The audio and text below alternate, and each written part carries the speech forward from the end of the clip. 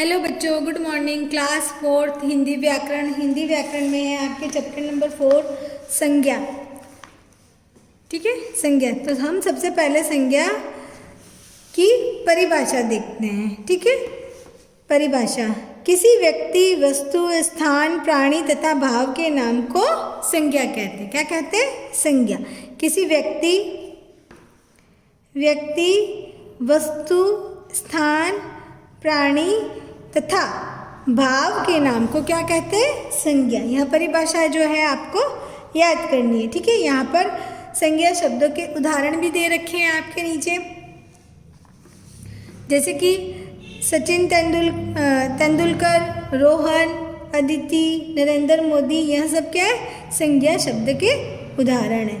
ठीक है, संज्ञा शब्द है हाथी, कबूतर, शेर, मोर। यह भी संज्ञा शब्द है। डाकखाना, विद्यालय, बैंक, घर। यहाँ पर है कक्षा, खिलाड़ी, मेला, पांडव। यह सब जो है संज्ञा शब्द है। ठीक है, तो यहाँ पे आपके दे रखे हैं, यह जो पहली पंक्ति है यह व्यक्तियों के नाम है। क्या है? व्यक्तियों के नाम है। और यहाँ पे दूसरी पंक्ति जो है प्राणियों के नाम है। और यहाँ पर जो है आपके स्थानों के नाम है, जैसे कि डाकखाना, विद्यालय। यह स्थान है तो स्थानों के नाम है। और यहाँ पे जो है समूह का नाम है। कक्षा एक समूह है, खिलाड़ी है, मेला है, पांडव है, तो यह समूह है। ठीक है, तो यह सारे संज्ञा शब्द के उदाहरण है। ठीक है, तो ये पहले आपको परिभाषा याद करनी है। किसी व्यक्ति, वस्तु, स्थान, प्राणी तथा भाव के नाम को संज्ञा कहते हैं। ठीक है, उसके बाद में हम पढ़ते हैं संज्ञा के भेद। क्या है? संज्ञा के भेद।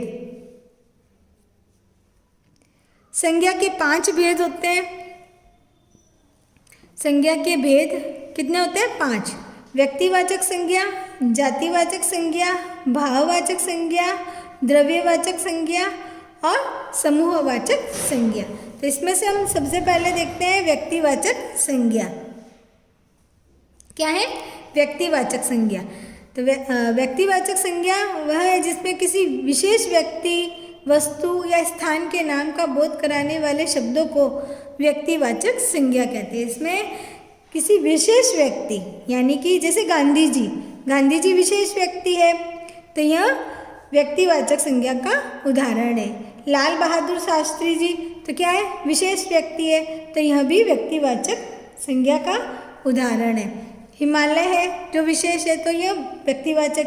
किसी विशेष व्यक्ति, वस्तु या स्थान, जैसे कि ताजमहल क्या है? स्थान है, तो यह विशेष व्यक्ति, वस्तु या स्थान के नाम को बोध कराने वाले शब्द है, तो यह क्या हो गए?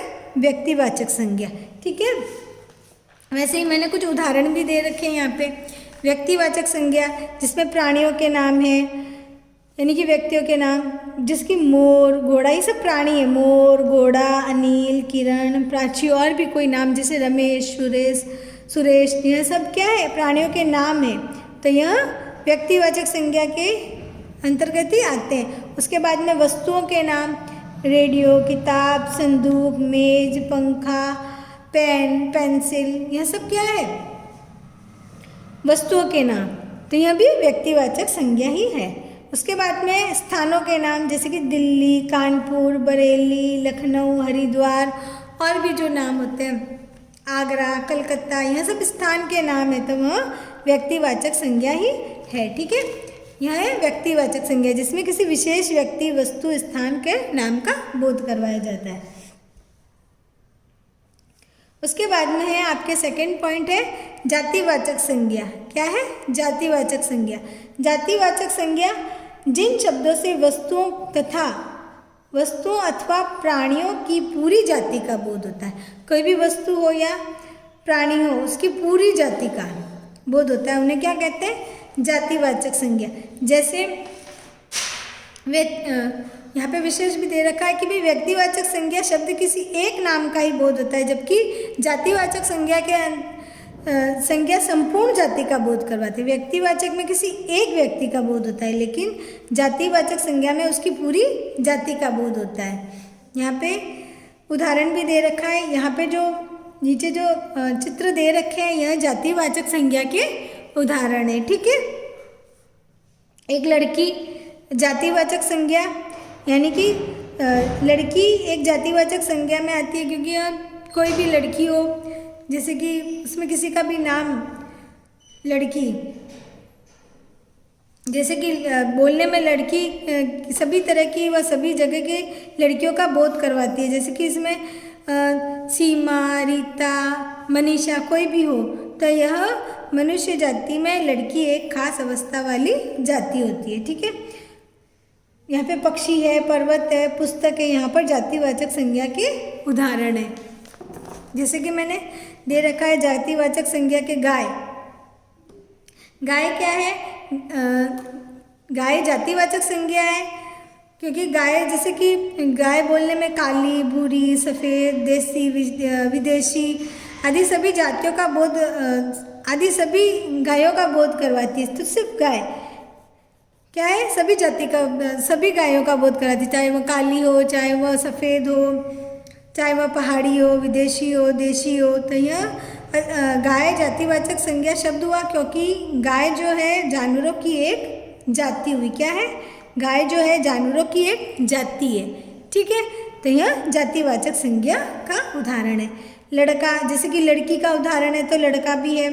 लड़का बोलने से सभी तरह के व सभी जगहों के लड़कों का बोध होता है। उसमें जैसे कि राम, श्याम, विकास, आकाश कोई भी हो।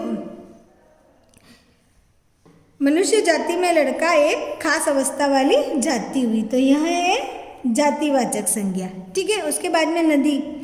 नदी शब्द का प्रयोग करने पर हमें जो संसार में सभी नदियों का बोध होता है। ठीक है, जैसे कि नदी, तो इसमें जैसे कि गंगा, यमुना, सरयू से लेकर कोई भी नदी आती है, तो यह नदी है।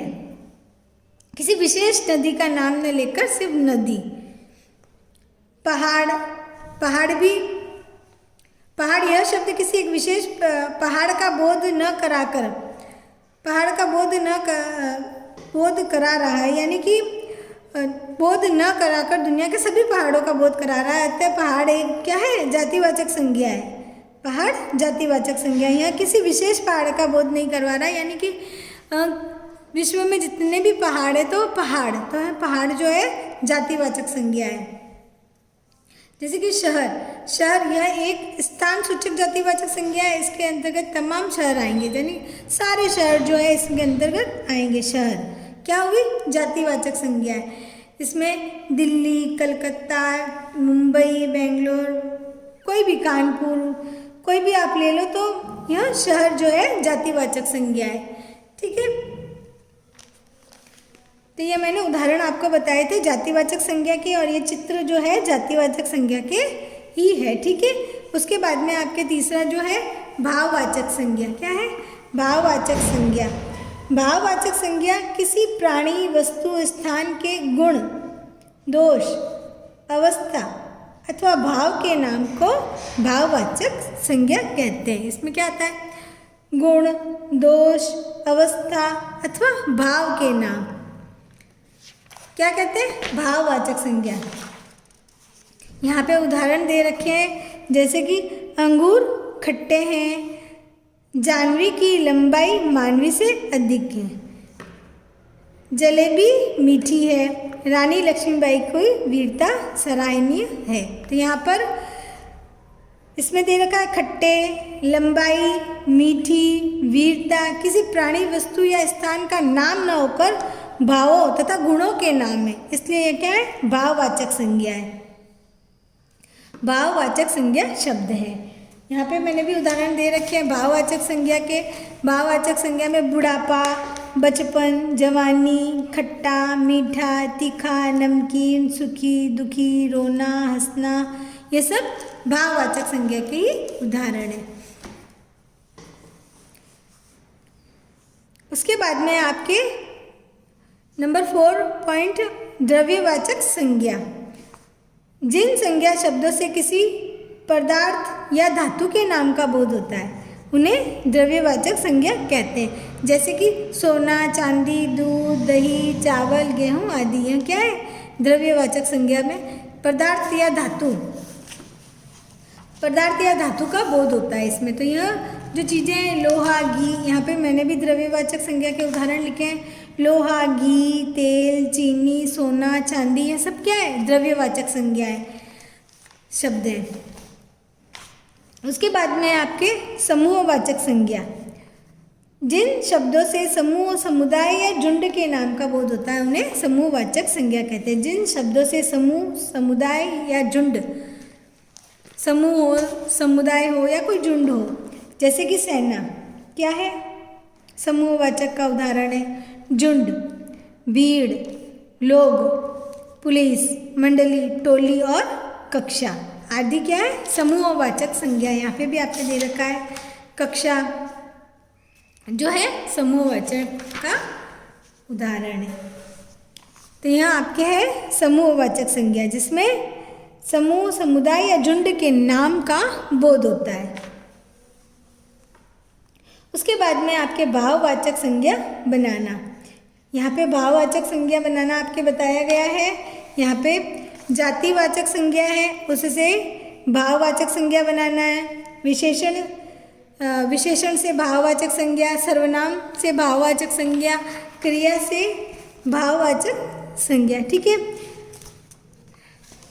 हमने जातिवाचक संज्ञा पढ़ा ही था, जैसे कि वीर, शत्रु, दुकानदार, नीच, राष्ट्र। तो ये सब क्या है? जातिवाचक संज्ञा के उदाहरण है। तो वीर से भाववाचक संज्ञा है वीरता, शत्रु से भाववाचक संज्ञा है शत्रुता, दुकानदार से भाववाचक संज्ञा है दुकानदारी, मित्र से मित्रता, सुंदर से सुंदरता, चौकीदार से चौकीदारी, दोस्त दोस्ती, तरुण तरुणाई, दास दासता, लड़का लड़कपन, कठोर कठोरता। तो यह सब क्या है? जातिवाचक संज्ञा है और इससे भाववाचक संज्ञा बनाई गई है। ठीक है, उसके बाद में आपके विशेषण से, हमने विशेषण पढ़ा नहीं है। हमारे आगे जो चैप्टर है विशेषण, आगे चैप्टर आएगा तब हम विशेषण पढ़ेंगे। यहाँ पे विशेषण शब्द दे रखे हैं। तो विशेषण से भाववाचक, विशेषण शब्दों से भाववाचक संज्ञा बनाई गई। जैसे अच्छा, अच्छाई, सुंदर, सुंदरता, लाल, लाली, मोटा, मोटापा।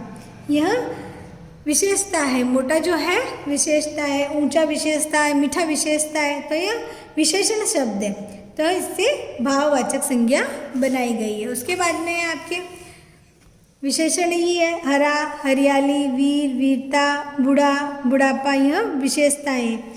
ठीक है, विशेषण शब्दों से भाववाचक संज्ञा बनाई गई है। उसके बाद में सर्वनाम, सर्वनाम से, सर्वनाम भी हम, सर्वनाम, क्रिया और विशेषण हम अगले चैप्टर में पढ़ेंगे। यहाँ पे सर्वनाम है जो संज्ञा के स्थान पर प्रयोग किए जाने वाले शब्द होते हैं। सर्वनाम शब्द निज, आप, अपना, मम, सर्व, अहम।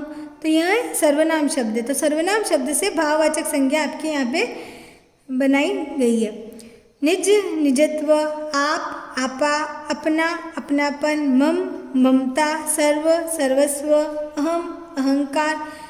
उसके बाद में आपकी क्रिया, क्रिया शब्दों से भाववाचक संज्ञा। क्रिया है खेलना, चढ़ना, धोना, लिखना, सोचना, चलना, पढ़ना, सजाना, बनाना, मिलना। ये सब क्या है? क्रिया शब्द है। तो क्रिया से भाववाचक संज्ञा। खेलना से खेल, चढ़ना से चढ़ाई, धोना, धुलाई, लिखना, लिखाई, सोचना, सोच, चलना, चाल, पढ़ना, पढ़ाई, सजाना, सजावट, बनाना, बनावट, लिखना, मेल। तो यह है क्रिया शब्दों से। तो यह सर्वनाम, क्रिया और विशेषण जो है हम अगले चैप्टर में पढ़ेंगे, लेकिन यहाँ पे इन शब्दों से भाववाचक संज्ञा बनाना बताया गया है। तो यह चैप्टर आपके पूरा हो गया है संज्ञा, चैप्टर नंबर 4। इसमें हमने संज्ञा की परिभाषा पढ़ी थी जो आपको याद करनी है। यहाँ पर उदाहरण दे रखे हैं संज्ञा शब्दों के, और यहाँ पर संज्ञा के भेद जो कि आपको इनके पॉइंट जो है याद करने हैं। व्यक्तिवाचक संज्ञा, जातिवाचक संज्ञा, भाववाचक संज्ञा, द्रव्यवाचक संज्ञा और समूहवाचक संज्ञा, ये सारे आपको याद करने हैं। ठीक है, यह आपके इतना ही। इसके अभ्यास प्रश्न हम अगले वीडियो में करेंगे। थैंक यू बच्चों।